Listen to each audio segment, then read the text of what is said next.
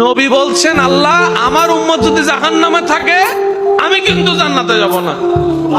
আল্লাহ বলছেন আপনি না গেলে তো জান্নাত উদ্বোধনই হবে না। এবারে মামলা কি দাঁড়ালো? আল্লাহ পাক বলে যে আমি তাহকামুল হাকিমিন নিজেকে বলেছি, বিচার না করলেও তো জিনিসটা সুন্দর হয় না। নবী একটা কাজ করেন, ওয়ালা সাউফা ইউতিকা রাব্বুকা ফাতারদা, আমি কাউকে বলি নাই, আপনাকে না বলেছি। আমার সাল্লাহ কাইল্লা রাহমাতাল লিল আলামিন কারো সম্পর্কে নাজিল করি নাই, আপনাকে দিয়েছি। ওয়ালাল আখিরাতু খায়রুল লাকা মিনাল উলা, কাউকে বলি নাই, আপনাকে বলেছি। আর আমি আল্লাহ ভালো করে জানি আপনি হচ্ছেন উম্মতের দরদি নবী। আপনি নিজের জন্য কাঁদেন নাই, সন্তানের জন্য কাঁদেন নাই, পরিবারের জন্য কাঁদেন নাই, নাতির জন্য কাঁদেন নাই, যত কেঁদেছেন জীবনে সবকিছু উম্মতের জন্য।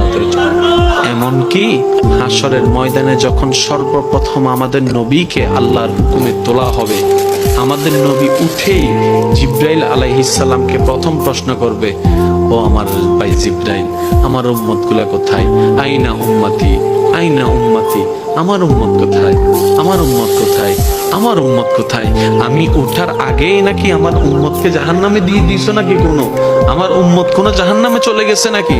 জিব্রাইল বলবে, ইয়া রাসূলুল্লাহ, প্রথমেই আপনাকে তোলা হয়েছে, এখনো আর কাউকে তোলা হয় নাই, প্রথমেই আপনি উঠেছেন। আমার নবী বলবে, আমার উম্মত গুলা কোথায়? জিব্রাইল বলবে, ইয়া রাসূলুল্লাহ, এখনো তারা উঠে নাই, উঠবে একটু পরে। নবী দৌড়াই চলে যাবে আল্লাহর রহমতের দরবারের দিকে। সিজদায় যে পড়বে একটাই কথা থাকবে, রব্বি হাবলি উম্মতি, রব্বি হাবলি উম্মতি। একটু মনোযোগ চাইবো আমি আশিকদের, রব্বি হাবলি উম্মতি, ও আল্লাহ আমার উম্মত গুলাকে আমাকে দিয়ে দাও।